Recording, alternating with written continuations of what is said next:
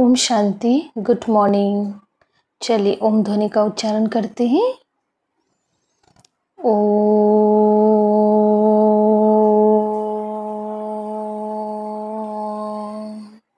शांति।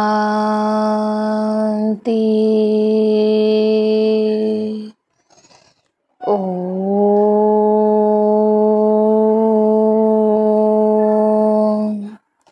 शांति।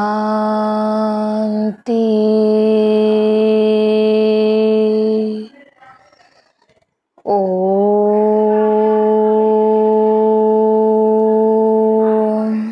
शांति।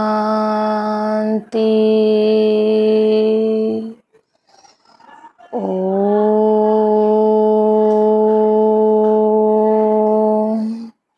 शांति।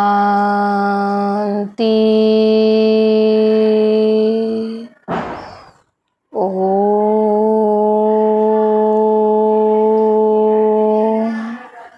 शांति।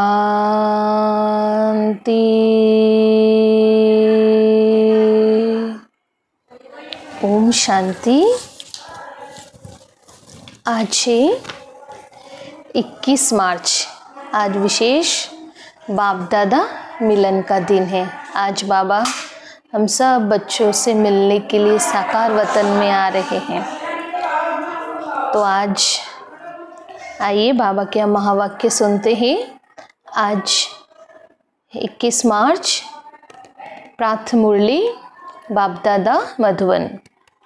तो बाबा ने कहा, मीठे बच्चे, आज ही बाबा तुम्हें अपने योग बल से सारी सृष्टि को पावन बनाना है। तुम योग बल से ही माया पर जीत पाकर जगत जीत बन सकते हो।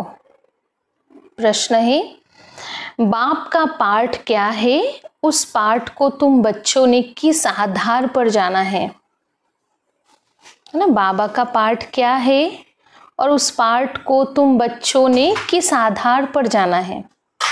उत्तर है, बाबा का पाठ है सबके दुख हरकर सुख देना, रावण की जंजीरों से छुड़ाना।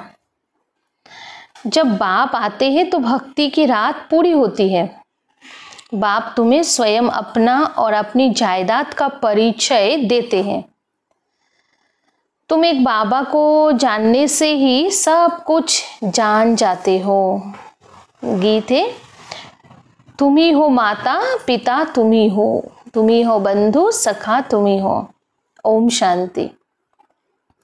बच्चों ने ओम शांति का अर्थ समझा है। बाबा ने समझाया है, हम आत्मा हैं। इस सृष्टि ड्रामा के अंदर हमारा मुख्य पार्ट है। किसका पार्ट है? आत्मा शरीर धारण करके पार्ट बजाती है। तो बच्चों को अब आत्म अभिमानी बना रहे हैं। इतना समय देह अभिमानी थे। अब अपने को आत्मा समझ बाबा को याद करना है। हमारा बाबा आया हुआ है ड्रामा प्लान अनुसार। बाबा आते भी है रात्रि में। कब आते हैं? उसकी तिथि तारीख कोई नहीं है। तिथि तारीख उनकी होती है जो लौकिक जन्म लेते हैं। यह तो है पारलौकिक बाप, इनका लौकिक जन्म नहीं है। श्री कृष्ण की तिथि तारीख समय आदि सब देते हैं। इनका तो कहा जाता है दिव्य जन्म। बाबा इनमें प्रवेश करके बताते हैं कि यह बेहद का ड्रामा है। उसमें आधा कल पे रात, जब रात अर्थात घोर अंधियारा होता है तब मैं आता हूँ। तिथि तारीख कोई नहीं है। इस समय भक्ति भी तमो प्रधान है। आधा कल पे बेहद का दिन। बाबा खुद कहते, मैंने इनमें प्रवेश किया है। गीता में भगवान वाच, परंतु भगवान मनुष्य हो नहीं सकता है। श्री कृष्ण भी देवी गुण वाला है। यह है मनुष्य लोक, यह देवलोक नहीं है। गाते भी है ब्रह्मा देवताए नमः। वह है सूक्ष्म वतनवासी। बच्चे जानते हैं वहाँ हड्डी मांस नहीं होता है। वो है सूक्ष्म सफेद छाया। जब मूल वतन में है तो आत्मा को ना शरीर की ना सूक्ष्म शरीर छाया वाला है, ना हड्डी वाला है। इन बातों को कोई भी मनुष्य मात्र नहीं जानते हैं। बाबा ही आकर सुनाते हैं, ब्राह्मण ही सुनते हैं और कोई नहीं सुनते हैं। ब्राह्मण वर्ण होता ही है भारत में, वो भी तब होता है जब परमपिता परमात्मा प्रजापिता ब्रह्मा द्वारा ब्राह्मण धर्मों की स्थापना करते हैं। अब इनको रचता भी नहीं कहेंगे, नहीं रचना, कोई रचते नहीं है, सिर्फ रिजुविनेट करते हैं, पुनरावृत्ति, फिर से बुलाते भी है, हे बाबा पतित दुनिया में आकर हमको पावन बनाओ। अभी तुमको पावन बना रहे हैं, तुम फिर योग बल से इस सृष्टि को पावन बना रहे हो। माया पर तुम जीत पाकर जगत जीत बनते हो। योग बल को साइंस बल भी कहा जाता है। ऋषि मुनि आदि सब शांति चाहते, परंतु शांति का अर्थ तो नहीं जानते। यहाँ तो जरूर पाठ बजाना है ना, शांतिधाम में स्वीट साइलेंस होम। तुम आत्माओं को अब मालूम है हमारा घर शांतिधाम है, यहाँ हम पाठ बजाने आए हैं। बाबा को बुलाते, हे पतित पावन दुख हरता सुख करता आओ, हमको इस रावण की जंजीरों से छुड़ाओ। भक्ति है रात, ज्ञान है दिन। रात मुर्दाबाद होती है, फिर ज्ञान जिंदाबाद होता है। ये खेल है सुख और दुख का। तुम जानते हो पहले हम स्वर्ग में थे, फिर उतरते उतरते आके नीचे हेल में पड़े हैं। कलयुग अब खलास होगा, फिर सतयुग अब आएगा। कब आएगा ये कोई भी नहीं जानते हैं। तुम बाबा को जानने से बाप द्वारा सब कुछ जान गए हो। मनुष्य भगवान को ढूंढने के लिए कितना धक्का खाते हैं, बाबा को जानते ही नहीं। जाने तब जब बाबा आकर अपना और जायदाद का परिचय दे। बाप अपना और जायदाद का परिचय दे, वर्षे का। वर्षा बाप से मिलता है, माँ से नहीं। इनको मम्मा भी कहते हैं, परंतु इनसे वर्षा नहीं मिलता है, इनको याद भी नहीं करना है। ब्रह्मा विष्णु शंकर भी शिव के बच्चे हैं, ये भी कोई नहीं जानते हैं। बेहद की सारी दुनिया का परिचय एक ही, बेहद की सारी दुनिया का रचयिता एक ही बाप है, बाकी सब है उनकी रचना या हद के रचयिता। अब तुम बच्चों को बाबा कहते मुझे याद करो तो तुम्हारे विकर्म विनाश हो। मनुष्य बाप को जानते नहीं तो किसको याद करें, इसलिए बाबा कहते कितने निधन के बन पड़े हैं। ये भी ड्रामा में नूंद है, सब कुछ ड्रामा में, ड्रामा के हिसाब से चल रहा है ना। भक्ति और ज्ञान दोनों में सबसे श्रेष्ठ कर्म है दान करना। भक्ति मार्ग में ईश्वर और दान करते हैं, इसलिए कोई कामना तो जरूर रहती है। समझते जैसा कर्म करेंगे वैसा फल दूसरे जन्मों में पाएंगे। इस जन्मों में जो करेगा उसका फल दूसरे जन्मों में पाएंगे, जन्म जन्मांतर नहीं पाएंगे। एक जन्मों के लिए फल मिलता है। सबसे अच्छे से अच्छा कर्म होता है दान। दानी तो पुण्य आत्मा कहा, दानी को पुण्य आत्मा कहा जाता है। भारत को महादानी कहा जाता है। भारत में जितना दान होता है उतना और कोई खंड में नहीं होता है। बाबा भी आकर के बच्चों को दान करते हैं, बच्चे फिर बाप को दान करते हैं। बाबा कहते हैं बाबा आप आएंगे तो हम अपना तन मन धन सब आपके हवाले कर देंगे, आप बिगर हमारा कोई नहीं। और बाबा कहते मेरे लिए तुम बच्चे ही हो। मुझे कहते हैं हेवनली गॉडफादर अर्थात स्वर्ग की स्थापना करने वाला। मैं आकर तुमको स्वर्ग की बादशाही देता हूँ। बच्चे मेरे और सब कुछ दे देते हैं, बाबा सब कुछ आपका है।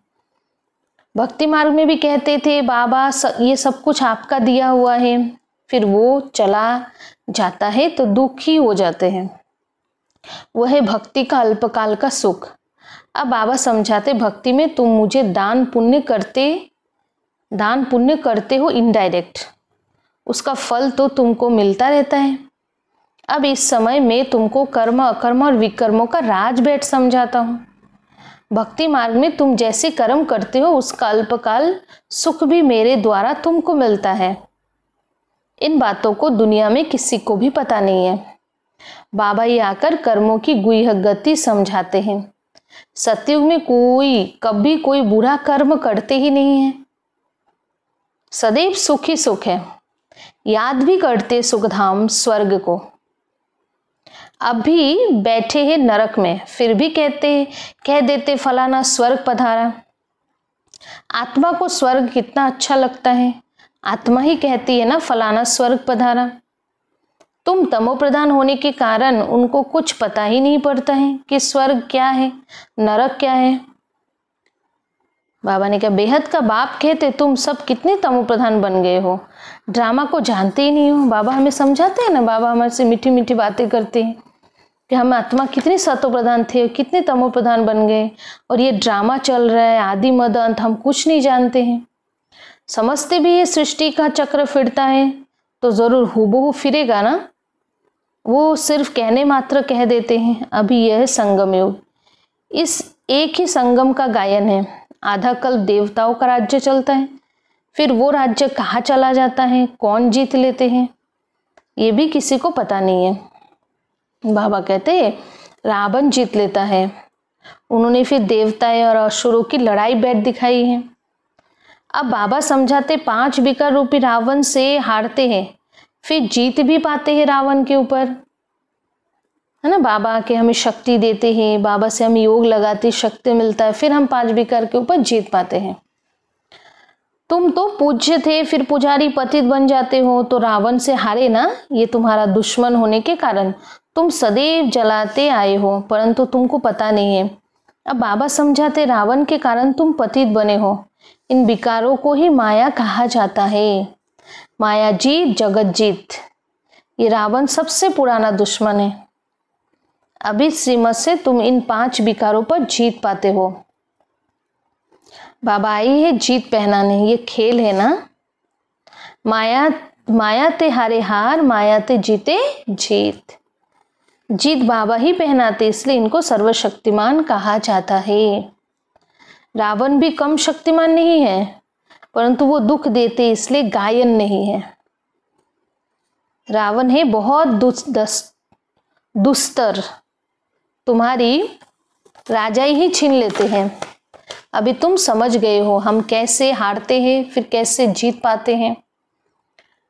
आत्मा चाहती भी है हमको शांति चाहिए, हम अपने घर जावे। भक्त भगवान को याद करते, परंतु पत्थर बुद्धि होने के कारण समझते नहीं है। भगवान बाबा है तो बाप से जरूर वर्षा मिलता है होगा, मिलता भी जरूर है, परंतु कब मिलता है, फिर कैसे गवाते ये नहीं जानते हैं। बाबा कहते हैं मैं इस ब्रह्मा तन द्वारा तुमको बैठ समझाता हूँ। मुझे भी ऑर्गन्स चाहिए ना, मुझे अपनी कर्म इंद्रिया तो है नहीं, सूक्ष्म वतन में भी कर्म इंद्रिया है। चलते फिरते जैसे मूवी बाइस्कोप होता है, ये मूवी टॉकी बाइस्कोप, ये मूवी टॉकी बाइस्कोप निकले हैं, तो बाबा को भी समझाने में सहज होता है। उनका है बाहुबल, तुम्हारा है योग बल। वो 2 भाई भी अगर आपस में मिल जाए, तो वो 2 भाई भी आपस में मिल जाए तो विश्व पर राज्य कर सकते हैं, परंतु अभी तो फूट पड़ी हुई है। तुम बच्चों को साइलेंस का शुद्ध घमंड रहना चाहिए, शुद्ध घमंड। तुम मनमना भव के आधार से साइलेंस द्वारा जगत जीत बन जाते हो, वो है साइंस घमंडी। तुम साइलेंस घमंडी अपने को आत्मा समझ बाबा को याद करते हो, याद से तुम सतो प्रधान बन जाएंगे। बहुत सहज उपाय बताते हैं। तुम जानते हो शिव बाबा आए हैं हम बच्चों को फिर से स्वर्ग का वर्षा देने। तुम्हारा जो भी कलयुगी कर्म बंधन है, बाबा कहते हैं उनको भूल जाओ। बाबा विकार भी मुझे दान में दे, 5 विकार भी मुझे दान में दे दो, ये बाबा कहते हैं ना। तुम जो मेरा मेरा करते आए हो, मेरा पति, मेरा फलाना, ये सब भूलते जाओ। सब देखते हुए भी उनसे ममत्व मिटा दो। ये बात बच्चों को ही समझाते हैं, जो बाबा को जानते ही नहीं है, वो तो इस भाषा को भी समझ ना सके। बाबा आकर मनुष्य से देवता बनाते, देवताएं होते ही है सतयुग में, कलयुग में होते हैं मनुष्य। अभी तक उनकी निशानियां है, अर्थात चित्र हैं। मुझे कहते ही है पतित पावन, मैं तो डिग्रेड होता नहीं हूँ ना। बाबा का तो ग्रेट हमेशा नंबर 1 ही रहता है। बाबा तो जन्म मरण के चक्र में ही नहीं आते। हम आत्माएं आते 100 से 0 में आ जाते हैं। तुम कहते हो हम पावन थे, फिर डिग्रेड हो पतित बने हैं। अब बाप आकर पावन बनाओ तो हम अपने घर में जाएं। वो है ये स्पिरिचुअल नॉलेज, अविनाशी ज्ञान रत्न है ना, यह नई नॉलेज। अभी तुमको ये नॉलेज सिखाता हूँ। रचयिता और रचना के आदि मद अंत का राज बताता हूँ। अभी यह है पुरानी दुनिया, इसमें तुम्हारे जो भी मित्र संबंधी आदि है, देह सहित सबसे ममत्व निकाल दो। अभी तुम बच्चे अपना सब कुछ बाबा के हवाले करते हो। बाबा फिर स्वर्ग के बादशाही 21 जन्मों के लिए तुम्हारे हवाले कर देते हैं। लेन देन तो होती है ना। बाबा तुमको 21 जन्मों के लिए राज्य भाग्य देते हैं। 21 जन्म 21 पीढ़ी गाए जाते हैं ना, अर्थात 21 जन्म पूरी लाइफ चलती है। बीच में कभी शरीर छूट नहीं सकता है, अकाले मृत्यु नहीं होती है। तुम अमर बन और अमरपुरी के मालिक बनते हो। तुमको कभी काल खा ना सके।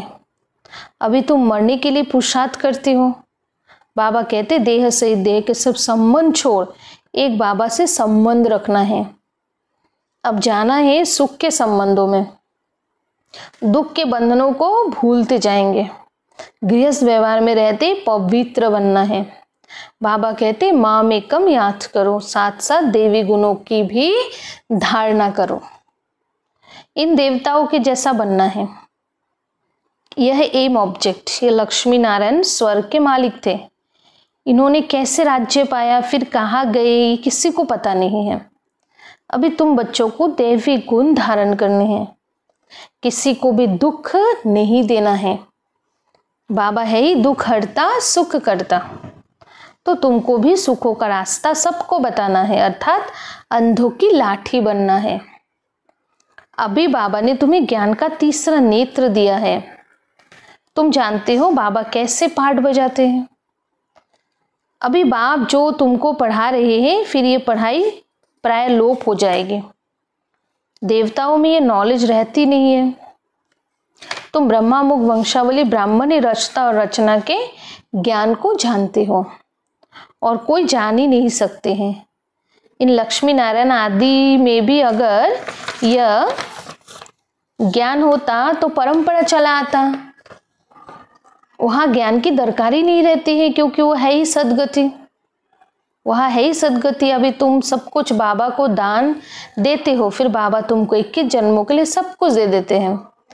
ऐसा दान कभी होता नहीं है। तुम जानते हो हम सर्वंश देते हैं। बाबा ये सब कुछ आपका है, आप ही हमारे सब कुछ हो। तमेव माताश्च पिता तमेव। पाठ तो बजाते हैं ना, बच्चों को एडप्ट भी करते, फिर खुद ही पढ़ाते हैं, फिर खुद ही गुरु बन सबको ले जाते हैं। कहते हैं तुम मुझे याद करो तो पावन बन जाएंगे, फिर सब तुमको साथ ले जाऊंगा। यह यज्ञ रचा हुआ है। यह शिव ज्ञान यज्ञ। इससे तुम तन मन धन सब स्वाहा कर देते हो। खुशी से सब अर्पण हो जाता है, बाकी आत्मा रह जाती है। बाबा बस या अब हम आपकी श्रीमत पर ही चलेंगे। बाबा कहते गृहस्थ व्यवहार में रहते पवित्र बनना है। 60 वर्षों की आयु जब होती है तो वानप्रस्थ अवस्था में जाने की तैयारी करते हैं, परंतु वो कोई वापिस जाने के लिए थोड़ी तैयारी करते हैं। अभी तुम सदगुरु का मंत्र लेते हो, मन मना भव। भगवानुवाच तुम मुझे याद करो तो तुम्हारे विकर्म विनाश होंगे। सबको कहो अब सबकी वानप्रस्थ अवस्था है, शिव बाबा को याद करो, अब जाना है अपने घर। अच्छा, मीठे मीठे सिके लधे बच्चों प्रति माता पिता बाप दादा का याद प्यार और गुड मॉर्निंग। रूहानी बाप की रूहानी बच्चों को नमस्ते। हम रूहानी बच्चों की रूहानी माता पिता बाप दादा को याद प्यार, गुड मॉर्निंग और नमस्ते नमस्ते नमस्ते। धारणा के लिए मुख्य सार नंबर 1 है कलियुगी सर्व कर्म बंधनों को बुद्धि से भूल 5 विकारों का दान कर आत्मा को सत्व प्रधान बनाना है। एक ही साइलेंस के शुद्ध घमंड में रहना है। शांति में शांत स्वरूप आत्मा हो।